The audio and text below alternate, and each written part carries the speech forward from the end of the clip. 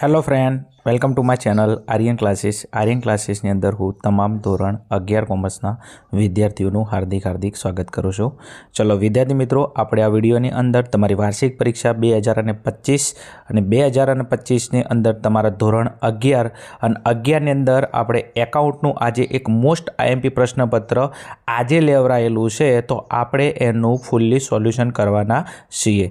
તો ખાસ વિડીયોને તમારે અંત સુધી જોવાનો છે. વિડીયો સારો લાગે તો તમારા જે મિત્રો હોય એમના સુધી તમારે શેર કરવાનો છે. અને જો તમારા જિલ્લાની અંદર જો નામાના મૂળ તત્વો એકાઉન્ટનું પેપર લેવાનું બાકી છે, તો આ પેપર તમારા માટે મોસ્ટ આઈએમપી છે, કારણ કે તમારા એક્ઝામની અંદરથી આ પેપરમાંથી બેઠા પ્રશ્નો તમને મળી રહેશે. ચલો, તમારો સમય વધારે નથી લેવો, આપણે ફટાફટ આવતા રહીશું તમારા પ્રશ્નપત્ર ઉપર. ચલો, પ્રશ્નપત્રમાં તમે જોઈ શકો છો વાર્ષિક પરીક્ષા 2025 ધોરણ 11 વિષય તમે જોઈ શકો છો નામાના મૂળ તત્વો, એટલે આપણું એકાઉન્ટનું પેપર છે. તમે જોઈ શકો છો પેપર ક્યાંનું છે, તો પાટણ જિલ્લા શાળા પરીક્ષા સમિતિ, એટલે કે પાટણ જિલ્લાનું પેપર છે. બીજું આ પેપર ક્યારે લેવડાય તો તમે જોઈ શકો છો, અહીંયા તારીખ પણ છે 15/4/2025 અને મંગળવાર, એટલે આજે 15 તારીખથી, એટલે આજનું લેટેસ્ટ પેપર છે. તમે જોઈ શકો છો કુલ ગુણ 80 અને 3 કલાકનો તમને સમય આપવામાં આવે છે. તો વિદ્યાર્થી મિત્રો, ખાસ શાંતિ પેપરમાં જોજો, કારણ કે તમારી એક્ઝામની અંદર આની અંદરથી બેઠા પ્રશ્નો પૂછાઈ શકે છે, પૂછાવાની પૂરી સંભાવના છે. ચલો, તમારો સમય વધારે નથી લેવો, ફટાફટ આપણે આવતા રહીશું વિભાગ એ ઉપર. થોડું ઝૂમ આઉટ કરી લઉં છું તમારા માટે. ચલો, વિભાગ એની અંદર શું કીધું છે, સૂચના જોશો. નીચે પ્રશ્નો આપેલા છે, એમાંથી વિકલ્પોમાંથી સાચો વિકલ્પ પસંદ કરીને જવાબ લખવાનો છે. પ્રત્યેકનો 1 ગુણ અને વિભાગ એ તમારો તમને ખબર છે કેટલા ગુણનો હોય છે, 16 ગુણનો હોય છે. ચલો, હવે એની અંદર વિકલ્પ નંબર 1 કીધું છે, બદલા પદ્ધતિમાં નીચેનામાંથી કયું વિધાન સાચું નથી. બદલા પદ્ધતિ એટલે સાટા પદ્ધતિ, વસ્તુ વિનિમય પ્રથા, એમાં કયું વિધાન સાચું નથી? તો જવાબ આવશે ઓપ્શન નંબર એ, વસ્તુના બદલામાં નાણાંની લેવડ દેવડ. તમને ખબર છે કે બદલા પદ્ધતિમાં નાણું હતું જ નહીં, તો નાણાંની લેવડ દેવડ થાય નહીં, તો આ વિધાન એના માટે સાચું નથી. ચલો, પ્રશ્ન નંબર 2 ઉપર જવું છે. ધંધાના આર્થિક વ્યવહારને કયું લક્ષણ લાગુ પડતું નથી? સ્વાધ્યાયમાંથી બેઠો પ્રશ્ન પૂછેલો છે, તો ધંધાના આર્થિક વ્યવહારને કયું લક્ષણ લાગુ નહીં પડતું? તો જવાબ આવશે ઓપ્શન નંબર ડી, નાણાંના મૂલ્ય સિવાયનો વ્યવહાર. તમને ખબર છે કે આમાં નાણાંના જ વ્યવહાર હોય, નાણાંના મૂલ્ય સિવાયનો કોઈ વ્યવહાર હોય નહીં, કારણ કે આર્થિક વ્યવહારમાં નાણાંની લેવડ દેવડ થાય છે. ચલો, એના પછી નેક્સ્ટ પ્રશ્ન ચવાઈ ગયેલો છે. પ્રશ્ન નંબર તમારો 3 છે, વસ્તુઓ અને સેવાઓના કરના અમલનું વર્ષ. આપણે જે ઓલ્ડ પાટણ બનાસકાંઠામાં જે પેપર લેવડાના હતા એની અંદર આ પ્રશ્ન બેઠો આવેલો છે. વસ્તુઓ અને સેવાના કરના અમલનું વર્ષ, તો જવાબ આવશે ઓપ્શન નંબર બી, 2017. ઓકે, ચલો આગળ જવું છે. નેક્સ્ટ પ્રશ્ન નંબર 4, આમનોંધના ઉધાર જમાના બંને બાજુના સરવાળા ખાલી જગ્યા થાય છે. તમને ખબર કે તમે આમનોંધ તૈયાર કરો છો, તો આમનોંધમાં ઉધાર અને જમા બાજુના બંને સરવાળા તમારા કેવા આવે છે? સમાન આવે છે, કે ઉધાર બાજુ જેટલી રકમનો સરવાળો આવે એટલો સરવાળો જમા બાજુનો પણ આવે. ચલો, એના પછી નેક્સ્ટ પ્રશ્ન નંબર તમારો 5 છે, મહેસૂલી આવક રોકડમાં મળે ત્યારે શું થાય? મહેસૂલી આવક રોકડમાં મળે તો શું થાય? તો સૌથી પહેલાં તો રોકડ આવશે, તો રોકડ ખાતે શું થાય? ઉધાર થાય. અને આવક મળે તો તે આવક ખાતે શું થાય? જે તે આવક ખાતે જમા થાય. હવે રોકડ આવે તો રોકડ તમારી મિલકત છે, તો એક તમારું મિલકત વધશે, તો મિલકત વધે એવા પ્રશ્નો છે A, B, C. ચલો, તો બીજું છે અહીંયા આવક. હવે આવક મળશે, તમે શેમાં પ્લસ કરશો? તમારી મૂડીમાં પ્લસ કરશો, તો તમારી મૂડી વધશે, તો એક તમારી મિલકત વધશે, બીજું તમારી મૂડી વધશે, તો જવાબ આવશે ઓપ્શન નંબર C, મિલકત વધે અને મૂડી વધે. ચલો, એના પછી આગળ જવું છે પ્રશ્ન નંબર 6 ઉપર, કયા પ્રકારના વટાવની ચોપડે નોંધ કરવામાં આવતી નથી? તમને ખબર છે કે વટાવના 2 પ્રકારો છે, વેપારી વટાવ અને રોકડ વટાવ. એમાં વેપારી વટાવની નોંધ ધંધાના ચોપડે કરવામાં આવતી નથી, તો તમારો જવાબ આવશે ઓપ્શન નંબર ડી. એના પછી નેક્સ્ટ આગળ જવું છે, મિલકતની ઉધાર ખરીદીની નોંધ ખાલી જગ્યામાં થાય છે. ચવાઈ ગયેલો પ્રશ્ન છે, મિલકતની ઉધાર ખરીદીની નોંધ શેમાં થાય છે? તો જવાબ આવશે ઓપ્શન નંબર બી, ખાસ આમનોંધમાં થાય છે. શેમાં થાય છે? ખાસ આમનોંધમાં. પણ જો અહીંયા તમને મિલકતની ઉધાર ખરીદીની જગ્યાએ તમને અહીંયા રોકડ ખરીદી આલે, તો રોકડ ખરીદી આલે એ તમારી નોંધ શેમાં થાય છે? તો એ થશે રોકડ મેળમાં. બીજું યાદ રાખજો, તમને ઘણી વખત તમારા જિલ્લામાં પેપર લેવાનું બાકી હોય તો પ્રશ્ન ફેરવીને પૂછે, મિલકતની ઉધાર ખરીદીની નોંધ કે તો એ ખાસ આમનોંધમાં, મિલકતની રોકડ ખરીદીની નોંધ કે તો એ આવશે રોકડ મેળમાં. ચલો આગળ, એના પછી પ્રશ્ન નંબર 8, કાચું સરવૈયું કયા તબક્કા પછી તૈયાર કરવામાં આવે છે? કાચું સરવૈયું કયા તબક્કા પછી તૈયાર કરવામાં? તો જવાબ આવશે ઓપ્શન નંબર બી, ખાતા વહી પછી. તમને ખબર છે કે ખાતાવહી અને ખતવણીમાં તમે ખાતાવહીના ચોપડામાં શું કરશો? ખતવણી કરશો. ખતવણી કરી જે ખાતા હશે એની અંદરથી બાકી કાઢશો અને બાકીનું એક પત્રક તૈયાર કરશો, એને કહેવાય કાચું સરવૈયું. તો કાચું સરવૈયું તૈયાર કરવા માટે શું જોવે? તો ખાતાવહીના ચોપડાની અંદર જે ખાતા છે એની બાકીઓ જોવે અને ખાતાવહીની અંદર બાકીઓ મળે તમે કાચું સરવૈયું તૈયાર કરી શકો. એટલે કાચું સરવૈયું કોના પછી તૈયાર થાય? તો ખાતાવહી પછી. ચલો આગળ નેક્સ્ટ. એના પછી તમારો પ્રશ્ન નંબર આગળનો છે 9. બેંક સિલક મેળ ખાલી જગ્યા દ્વારા તૈયાર કરવામાં આવે છે. બેંક સિલક મેળ આપણું લાસ્ટ એન્ડ ફાઇનલ પહેલા ભાગનું ચેપ્ટર છે. તો બેંક સિલક મેળ કોણ તૈયાર કરે છે? તો વેપારી તૈયાર કરે છે. કોણ તૈયાર કરે છે? વેપારી તૈયાર કરે છે. કારણ કે એના ચોપડે બેંકની બાકી અને પાસબુકની બાકી સરખી નથી આવતી. તો એ બેંક સિલક મેળ લઈ એમાંથી જે ભૂલો છે ભૂલોને શોધે છે. ચલો એના પછી પ્રશ્ન નંબર 10 છે. નામાના સિદ્ધાંતનું પાલન ન થવાથી ઉદ્ભવેલ ભૂલને શું કહેવામાં આવે છે? તમે નામાના નિયમો, નામાના સિદ્ધાંતોનું પાલન ન કર્યું હોય અને જે ભૂલ થાય એને શું કહેવાય? તો જવાબ આવશે સિદ્ધાંતની ભૂલ. ચલો આગળ નેક્સ્ટ. પ્રશ્ન નંબર 11. ખાલી જગ્યા ઊભું કરવો ધંધા માટે યોગ્ય નથી. શું ઊભું કરવું ધંધા માટે યોગ્ય નથી? તો ગુપ્ત અનામત. ગુપ્ત અનામત ઊભું કરવું એ ધંધા માટે યોગ્ય નથી. તમારું બીજા ભાગનું 3જા નંબરનું ચેપ્ટર છે અનામતો અને જોગવાઈઓ. એમાં જે અનામતમાં અલગ અલગ અનામતોના પ્રકારો છે એમાં ગુપ્ત અનામત ઊભું કરવું ધંધા માટે યોગ્ય નથી. ચલો આગળ છે પ્રશ્ન નંબર 12. ખાલી જગ્યાના ખ્યાલ મુજબ દર વર્ષે સ્ટોક મૂલ્યાંકનની પદ્ધતિ બદલવી ન જોઈએ. તો જવાબ આવશે અહીંયા એક સૂત્રતા. તો એક સૂત્રતાનો ખ્યાલ એવો છે કે એક સૂત્રતાના ખ્યાલ મુજબ સ્ટોક મૂલ્યાંકનની પદ્ધતિ બદલવી ન જોઈએ. તમે જે પદ્ધતિનો ઉપયોગ કરતા હોય એ પદ્ધતિ જ મુજબ તમે સ્ટોકનું મૂલ્યાંકન કરશો એક સૂત્રતાના ખ્યાલ મુજબ. ચલો એના પછી નેક્સ્ટ છે પ્રશ્ન નંબર તમારો 13. જવાઈ ગયેલો પ્રશ્ન છે. ICAI દ્વારા ASB એકાઉન્ટિંગ ઓફ સ્ટાન્ડર્ડ બોર્ડની સ્થાપના કયા વર્ષમાં કરવામાં આવી? તો જવાબ આવશે અહીંયા 1977. અને આખો પૂછે તો તમારો જવાબ આવશે કયો? 21 એપ્રિલ. કયો? 21 એપ્રિલ 1977. આ આખો પ્રશ્ન છે. ચલો આગળ નેક્સ્ટ. એના પછી આગળનો પ્રશ્ન છે તમારો 14મો. દેશીનામામાં મૂળ ચોપડા તરીકે કયા ચોપડાને ઓળખવામાં આવે છે? તો દેશીનામાનો મૂળ ચોપડો કહે તો તમારો આવશે રોઝમેર. કયો? રોઝમેર. પણ તમને દ્વિનોંધીનામા પદ્ધતિનો તમને મૂળભૂત ચોપડો કે તો એ તમારો આમનો જ આવશે. આ તમને ખબર છે કે આપણી જોડે 2 હિસાબી પદ્ધતિઓ છે. એક દેશીનામા છે અને એક દ્વિનોંધીનામા પદ્ધતિ છે. દેશીનામાનો મૂળ ચોપડો કે તો રોઝમેર અને દ્વિનોંધીનામા પદ્ધતિનો મૂળ ચોપડો કે તો આમનો જ. આગળ નેક્સ્ટ. પ્રશ્ન નંબર આગળ જવું છે 15ની અંદર. એક નોંધી પદ્ધતિમાં મૂડી શોધવા માટે કયું પત્રક તૈયાર કરવામાં આવે છે? તમને ખબર છે પાછળ તમને એક નોંધી પદ્ધતિ આપેલી છે એમાં તમારે મૂડી શોધવી હોય કયું પત્રક તૈયાર કરવામાં? તો જવાબ આવશે ઓપ્શન નંબર C સ્થિતિદર્શક પત્રક. એનું બીજું નામ છે અથવા સ્થિતિદર્શક નિવેદન. ચલો એના પછી આગળ જવું છે. હિસાબને લગતા તૈયાર સોફ્ટવેરમાં કયું સોફ્ટવેર પ્રચલિત છે? 10 સ્ટાર વાળો પ્રશ્ન છે. કયું સોફ્ટવેર પ્રચલિત છે બજારમાં? તો ટેલી. બજારમાં અલગ અલગ તૈયાર સ્વરૂપમાં સોફ્ટવેર મળે છે એમાં સૌથી પ્રચલિત સોફ્ટવેર કયું? તો ટેલી. ચલો તો વિદ્યાર્થી મિત્રો આ હતો તમારો વિભાગ એના પ્રશ્નો અને જે મોસ્ટ IMP છે. તો પાટણ જિલ્લામાંથી આ વિડીયો જોતા હોય અને વિભાગ એમાં 16માંથી 16 આવ્યા હોય અથવા કેટલા માર્ક્સ આવ્યા તમે કોમેન્ટમાં જણાવી શકો છો એમ. ચલો આગળ વિભાગ બીમાં જ આવશે. એના પહેલાં ખાસ સૂચના કે તમારે ધોરણ 11 કોમર્સના જેટલા પણ વિષય છે આના દરેકે દરેક આપણે વિષયના પાટણ અને બનાસકાંઠા જિલ્લામાં જે લેટેસ્ટ પેપર લેવરાઈ ગયા છે એના આપણે સોલ્યુશનના વિડીયો અપલોડ કરેલા છે. જો ના જોયા તો ત્યાં જઈ ડિસ્ક્રિપ્શનમાં લિંક આપેલી છે ત્યાં જઈને તમે જોઈ શકો છો. ફટાફટ ચેનલ સબસ્ક્રાઇબ ના કરી તો સબસ્ક્રાઇબ કરીને રાખજો, જેના કારણથી અમારા દ્વારા કોઈ પણ પ્રશ્નપત્ર અપલોડ કરવામાં આવે, કોઈ IMP વિડીયો અપલોડ કરવામાં આવે તો એની નોટિફિકેશન તમારા સુધી અવશ્ય મળતી રહે. ચલો આગળ જવું છે તમારા વિભાગ B ઉપર.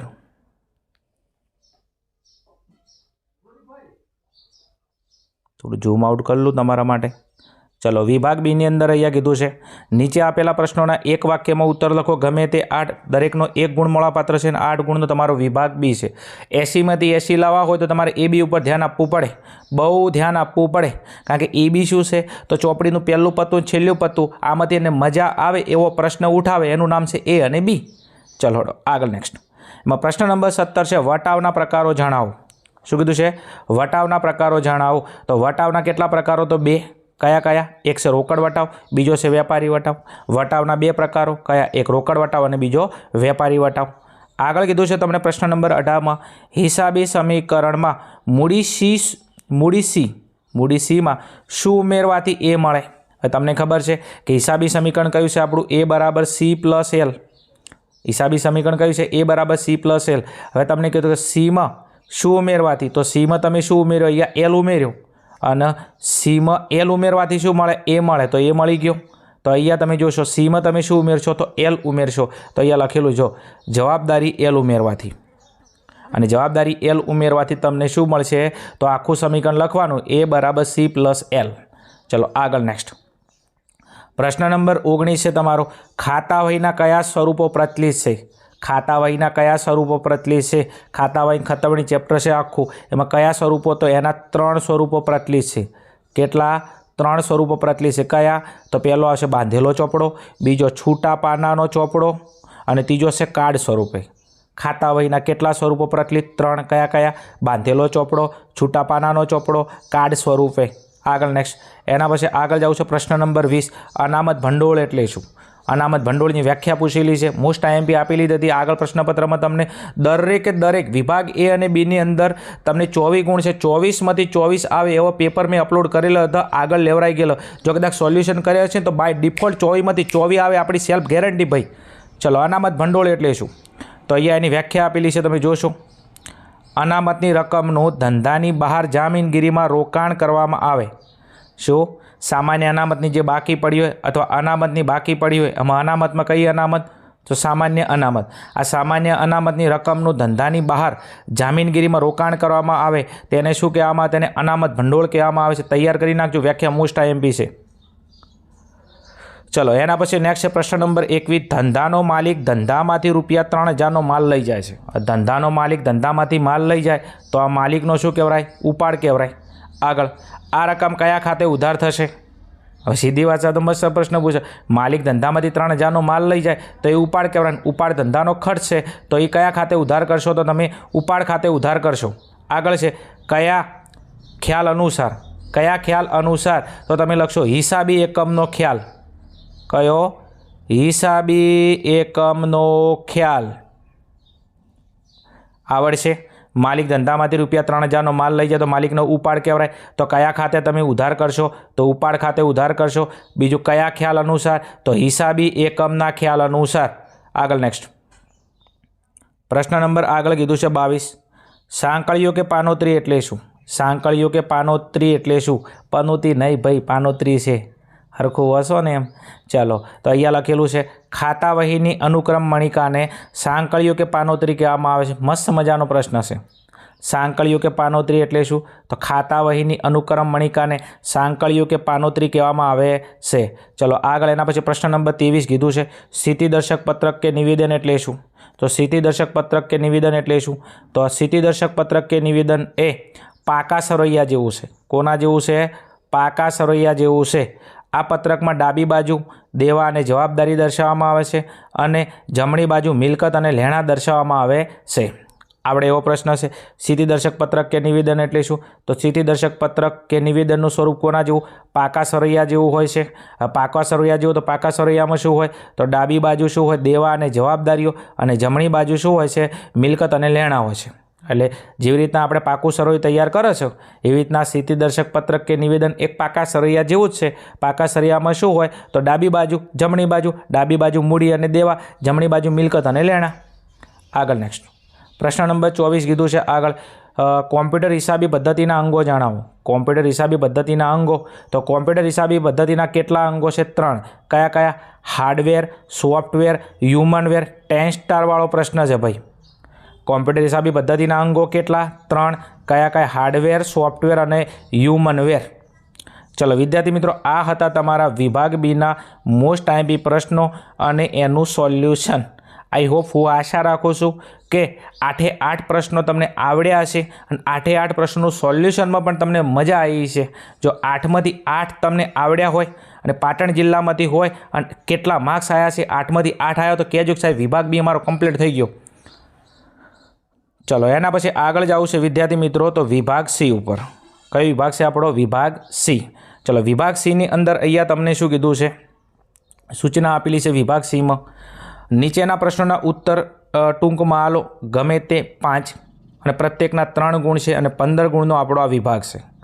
ચલો હવે એનો પ્રશ્ન નંબર 25 તમને આપેલો છે નીચેના વ્યવહારોની બેવડી અસર આલો બેવડી અસર કીધું છે તો માલિક 40,000 ધંધામાં રોકડા લાવે છે ધંધો શરૂ કરે છે તો અહીંયા બે અસર આવશે પહેલી અસર એક ધંધાની અંદર રોકડ આવે છે શું રોકડ આવે છે તો પહેલી અસર આવશે રોકડ ખાતે અસર બીજું માલિક મૂડી લાવે છે શું માલિક મૂડી લાવે છે તો મૂડી ખાતે અસર ધંધામાં રોકડ આવે છે તો રોકડ ખાતે અસર માલિક ધંધામાં મૂડી લાવે છે તો મૂડી ખાતે અસર પત્યું ચલો રૂપિયા 5,000 પગારના રોકડા ચૂકવ્યા રૂપિયા 5,000ના પગારના ચૂકવ્યા હવે આની આમનું શું થાય એક તો પગાર ધંધાનો શું છે ખર્ચ છે પગાર ધંધાનો શું છે ખર્ચ છે તો એક પગાર ખાતે અસર કોના ખાતે અસર પગાર ખાતે અસર અને બીજું ધંધામાંથી રોકડ જાય છે તમે પગાર ચૂકો રોકડ જાય છે તો રોકડ ખાતે અસર બે અસર પગાર ધંધાનો ખર્ચ છે તો પગાર ખાતે અસર રોકડ જાય છે તો રોકડ ખાતે અસર આગળ ઓફિસ માટે રૂપિયા 15,000નું ફર્નિચર સહજાવટ ફર્નિચર માર્ટમાંથી ખરીદ્યું 15,000નું ફર્નિચર ખરીદ્યું છે પહેલાં ફર્નિચર ખાતે તમે ઉધાર કરશો ફર્નિચર આવે તો ફર્નિચર ખાતે ઉધાર કરશો તો પહેલી અસર ફર્નિચર ખાતે અસર અને બીજું કોને આપ્યું સહજાનંદ ફર્નિચર માર્ટ ખાતે તો સહજાનંદ ફર્નિચર માર્ટમાંથી ઉધારમાં ખરીદ્યું છે તો બીજું શું વધશે દેવું વધશે શું વધશે દેવું વધશે તો સહજાનંદ ફર્નિચર માર્ટ તો એક દેવું વધશે તો દેવા ખાતે અસર અથવા સહજાનંદ ફર્નિચર માર્ટ ખાતે અસર ચલો અહીંયા બીજો તમને પ્રશ્ન કીધો નીચેના વ્યવહારો શ્રી પ્રતાપના ચોપડે આમનું જ લખવાની છે 1 2 અને 3 વ્યવહાર આપેલા છે ટાઈમના અભાવે સમજાવતો નથી તમે જોઈ લેજો એકદમ ઇઝી છે એમ ચલો એના પછી નેક્સ્ટ તમને કીધેલું છે આગળનો પ્રશ્ન છે 27મો એમાં તમારે વેચાણ નોંધ તૈયાર કરવાની છે ફરી પાછા 3 વ્યવહારો છે ફટાફટ સ્ક્રીનશોટ લેવાનું ચાલુ રાખજો ચલો આગળ પ્રશ્ન નંબર 28માં 27ની વેચાણ નોંધ પરથી ખાતા વહીમાં ખતવણી કરો ચલો આગળમાં પ્રશ્ન કીધું છે 29મો નીચેના વ્યવહારો શ્રી વિપુલ શાહના ચોપડે ખાસ આમનોંધમાં લખો 1 2 અને 3 વ્યવહારો ખાસ આમનોંધમાં લખવાના છે ચલો એના પછી મસ્ત મજાનો પ્રશ્ન છે આગળ તમે જોશો તો 30મો પ્રશ્ન નીચેના ખાતા બંધ કરવા અંગેની આખર નોંધો લખો ખાતા તમારે બંધ કરવાના છે એમાં પહેલા નંબરનું છે વ્યાજ ખાતું કયું ખાતું છે વ્યાજ ખાતું વ્યાજ ખાતું તમે એવું સમજો કે આ જમા બાકી છે અને આ તમારું મળેલ વ્યાજ છે એવું સમજો તમે એવું સમજો કે વ્યાજ ખાતું એટલે આ વ્યાજ તમને મળેલ છે અને જમા બાકી છે બીજું આ ખાતું બંધ કરી અને તમે વર્ષના અંતે ચો લઈ જશો તો એ તમે નફા નુકસાન ખાતે લઈ જશો કારણ કે આ કોને લગતું નફા નુકસાને લગતું ખાતું છે હવે જમા બાકી હોય તો એને બંધ કરો તો ઉધાર થાય તો વ્યાજ ખાતે ઉધાર શું વ્યાજ ખાતે ઉધાર તે નફા નુકસાન ખાતે જમા થઈ ગયું કેટલા 1,000 અને 1,000 પિક્ચર પૂરું આગળ નેક્સ્ટ એના પછી નેક્સ્ટ બીજા નંબરમાં કીધું તો ખરીદ ખાતું 80,000 હવે આ ખરીદ ખાતું છે એ વેપારને લગતું ખાતું છે તો આ બંધ કરીને ખાતું ચો લઈ જાઓ વેપાર ખાતે લઈ જાઓ બીજું ખરીદ ખાતું એ ખર્ચો છે એની ઉધાર બાકી હોય એને બંધ કરો તો જ્યાં બાકી થાય તો અહીંયા વેપાર ખાતે તમે ઉધાર કરશો તો વેપાર ખાતે ઉધાર તે ખરીદ ખાતે જમા કેટલા 80,000 અને 80,000 આગળ નેક્સ્ટ એના પછી ત્રીજા નંબરમાં કીધું છે કે પગાર ખાતું 4,000 પગાર ખાતું છે એ ખર્ચ છે શું છે ખર્ચનું ખાતું છે અને આ નફા નુકસાનને લગતું ખાતું છે કોને લગતું નફા નુકસાનને લગતું ખાતું છે ખર્ચાનું ખાતું એને બંધ કરો તો જમા થાય તો ઉધાર કોના ખાતે કરશે નફા નુકસાન ખાતે તો નફા નુકસાન ખાતે ઉધાર તે પગાર ખાતે જમા કેટલા 4,000 અને 4,000 પૂરું પિક્ચર ચલો એના પછી આગળ તમને આપેલો છે પ્રશ્ન નંબર 31માં તફાવત આપો સામાન્ય અનામતે જોગવાઈ તફાવત તમારે આપવાનો છે શું સામાન્ય અનામત અને જોગવાઈનો તફાવત આપવાનો છે ચલો ફટાફટ તૈયાર કરી નાખજો મોસ્ટ આઈએમપી છે ચલો એના પછી નેક્સ્ટ તમને આપેલો છે પ્રશ્ન નંબર તમારો 32મો પારિભાષિક શબ્દો સમજાવવાના છે એમાં શાહ ખાતું તસલમાત ખાતું ઓળાયો તેને પ્રશ્ન આવડેવા છે તો શાહ ખાતું છે પહેલા નંબરમાં તો શાહ ખાતામાં શું આવશે તો આ જે શાહ ખાતું છે ધંધાની અંદર કોઈ વ્યક્તિ છે આ વ્યક્તિ સાથે આર્થિક લેવડ દેવડ થઈ હોય ધંધામાં કોઈ દેશી નામા પદ્ધતિમાં વેપાર તમે કરતા હોય વેપારમાં કોઈ વ્યક્તિ સાથે શું થયું હોય આર્થિક લેવડ દેવડ થઈ હોય અને તમે એ વ્યક્તિનું નામ ભૂલી ગયા હોય અને જ્યાં સુધી તમને નામ યાદ ના આવે ત્યાં સુધી એ રકમ તમે શા ખાતે લખશો અને જે દિવસે એ વ્યક્તિનું નામ યાદ આવી જાય એ દિવસે તમે વિરુદ્ધ અસર આપી અને આ શા ખાતું શું કરી દેશો? બંધ કરી દેશો. એટલે ટૂંકમાં કોઈ વ્યક્તિ સાથે આર્થિક લેવડ દેવડ થઈ હોય અને વ્યક્તિનું નામ યાદ ન આવ્યું હોય, વ્યક્તિનું નામ ભૂલાઈ ગયું હોય તો કામ ચલાવ સુધી ત્યાં સુધી વ્યક્તિનું નામ યાદ ના આવે ત્યાં સુધી એ રકમ તમે શા ખાતે લખશો. જે દિવસે એ વ્યક્તિ સાથે લેવડ દેવડ થઈ હોય, વ્યક્તિનું નામ યાદ આવી જાય એ દિવસે એની વિરુદ્ધ અસર આપીને શા ખાતું બંધ કરી દેશો. ચલો એના પછી નેક્સ્ટ છે તસલમાત ખાતું. કેવું ખાતું? તસલમાત ખાતું. તસલમાત ખાતું શું છે? તો આ તસલમાત ખાતું છે તો જ્યારે દેશીનામા પદ્ધતિની અંદર તમે વેપાર કરતા હોય અને વેપારની અંદર કોઈ ઉપજ થઈ હોય, શું થઈ હોય? કોઈ ઉપજ થઈ હોય, કોઈ ખર્ચ થયો હોય અને આ ઉપજ અને ખર્ચનું નામ તમે ભૂલી ગયા હોય અને જ્યાં સુધી આ ઉપજ અને ખર્ચનું નામ યાદ ના આવે ત્યાં સુધી એ રકમ તમે કોના ખાતે? તસલમાત ખાતે લખી દેશો. જે દિવસે ઉપજ અને ખર્ચનું નામ યાદ આવશે ત્યારે એની વિરુદ્ધ અસર આપી તસલમાત ખાતું બંધ કરી દેશો. બીજું, દ્વિનોંધીનામા પદ્ધતિમાં કદાચ તમને ખબર હોય, દ્વિનોંધીનામા પદ્ધતિમાં તમને ખબર હોય કદાચ તો તમે ઉપલક ખાતાનો ઉપયોગ કરતા હતા. કોનો? ઉપલક ખાતાનો ઉપયોગ કરતા હતા. તો દ્વિનોંધીનામા પદ્ધતિમાં ઉપલક ખાતાનો ઉપયોગ કરતા હતા. એવી રીતે દેશીનામા પદ્ધતિમાં તમે તસલમાત ખાતાનો ઉપયોગ કરશો. ચલો આગળ એના પછી નેક્સ્ટ ત્રીજા નંબરમાં છે ઓળાયો. શું? ઓળાયો. ઓળાયો પૂછે અથવા બીજું પૂછે તમને ઓળાયો. ઓળાયો અને ઓળાયો. હવે ઓળાયો અને ઓળાયો એટલે શું? તો દેશીનામા પદ્ધતિની અંદર જે રૂપિયો, શું? આ રૂપિયો અને આ પૈસા, દેશીનામા પદ્ધતિમાં આ રૂપિયો અને પૈસા આની વચ્ચે આવી નિશાની કરવામાં આવે છે. કૌંસ ખરી અને એક આવી નિશાની કરવામાં આવે છે. તો આવી નિશાનીને શું કહેવામાં આવે છે? હોળાયો કહેવામાં આવે છે. દેશીનામા પદ્ધતિમાં તમે રૂપિયો અને પૈસા, તમારે રૂપિયો અને પૈસા લખવા છે તો રૂપિયા અને પૈસાની વચ્ચે તમે કૌંસ કરશો પહેલો અને આવી એક નિશાની કરશો અને આ નિશાનીને હોળાયો કે ઓળાયો કહેવામાં આવે છે. ચલો વિદ્યાર્થી મિત્રો, અહીંયા વિભાગ સી તમારો પૂરો થાય છે. મોસ્ટ આઈએમપી પ્રશ્નો હતા, તૈયાર કરી લેજો. ચલો એના પછી નેક્સ્ટ વિભાગ ડી. વિભાગ ડીમાં નીચે આપેલા પ્રશ્નોના માગ્યા મુજબ તમારે ગણતરી કરી જવાબ લખો. પ્રત્યેકના 3 ગુણ, ગમે તે 3 પ્રશ્નો, પ્રત્યેકના 4 ગુણ છે અને 12 ગુણનો વિભાગ છે. પ્રશ્ન નંબર 33 તમને આપેલો છે. નીચેના વ્યવહારનો રિયાના ચોપડે આમનું જ લખવાની છે. એમાં 1, 2 ફટાફટ સ્ક્રીનશોટ લઈ લેજો. વ્યવહારના 3, 4 4 વ્યવહાર છે અને તમને 4 ગુણનો પ્રશ્ન છે. ચલો એના પછી નેક્સ્ટ તમને પ્રશ્ન આપેલો 34મો. 3 ખાનાવાળો રોકડ મેલ તૈયાર કરવાનો છે. 1, 2, 3, 4 અને 5. ફટાફટ રોકડ મેલ તૈયાર કરવાનો છે તમારે. ચલો એના પછી નેક્સ્ટ તમને આપેલો છે પ્રશ્ન, થોડું નાનું કરીએ છીએ. ચલો એના પછી નેક્સ્ટ કીધું તમને કાચું સરવૈયું તૈયાર કરવાનું છે. બાકીઓ આપેલી છે વિગત, રકમ, વિગત, રકમ. બાકીની અંદર બસ ખાલી ઉધાર બાકી ઉધાર સાઈડ લખવાની, જમા બાકી જમા સાઈડ લખવાની. બાકીમાં જોજો આ મૂડી દેવું છે, જમા બાકી દેવાદારો, મિલકત છે ઉધાર બાકી, પેટર્ન મિલકત છે ઉધાર બાકી, વેચાણ આવક છે જમા બાકી, રોકડ શિલ્લક મિલકત છે ઉધાર બાકી, ડિવિડન્ડ આવક છે જમા બાકી, કમિશન મળ્યું આવક છે જમા બાકી, રોકાણ મિલકત છે ઉધાર બાકી, ઉપાડ ખર્ચો છે ઉધાર બાકી, ખરીદી ખર્ચો છે ઉધાર બાકી, લેણદારો દેવું છે જમા બાકી, કાલખાત નુકસાન છે ઉધાર બાકી, સામાન્ય અનામત જોગવાઈ છે જમા બાકી અને બીજું ફર્નિચર મિલકત છે ઉધાર બાકી, તોલાઈ ખર્ચો છે ઉધાર બાકી, બેંક ઓવરડ્રાફ્ટ એ દેવું છે જમા બાકી, પટી ગયું. ઉધાર બાકીની રકમ ઉધારમાં લખો, જમા બાકીની રકમ જમામાં લખો, બે બાજુના સરવાળા કરો, જેવા આવશે સરખા આવશે, બસ તો કાચું સરવૈયું પૂરું. 4 ગુણ રોકડા છે ભાઈ. ચલો એના પછી આગળ પ્રશ્ન નંબર તમારો 36 છે. ભૂલો સુધારવાથી રાકેશના ચોપડામાં જરૂરી નોંધ લખો. તમને કેટલા વ્યવહાર આપેલા છે? 1, 2, 3, 4. ભૂલ સુધારણાનો પ્રશ્ન છે, ફટાફટ સ્ક્રીનશોટ લઈ લેજો. ચલો એના પછી નેક્સ્ટ તમને આપેલો છે અહીંયા પ્રશ્ન અને આ તમારું જે લેણી ઊંડી અને દેવી ઊંડી ચેપ્ટર છે એનો પ્રશ્ન છે. રાહુલ અને વિરાટના ચોપડે આમનું જ લખો, બાબતજીની જરૂર નથી. તમારો ચેપ્ટર છે લેણી ઊંડી અને દેવી ઊંડીના હિસાબો. બીજા ભાગની અંદર ચેપ્ટર આપેલું છે મસ્ત મજાનું. બીજા ભાગનું આઈ થિંક 4થું ચેપ્ટર છે. ચલો એના પછી નેક્સ્ટ છે તમારો આગળનો છે વિભાગ તમારો છે ઈ. વિભાગ એની અંદર કીધું છે નીચેના પ્રશ્નોના માગ્યા મુજબ જવાબ. ગમે તે 3 પ્રશ્નો, પ્રત્યેકના 6 ગુણ, 18 ગુણનો વિભાગ છે.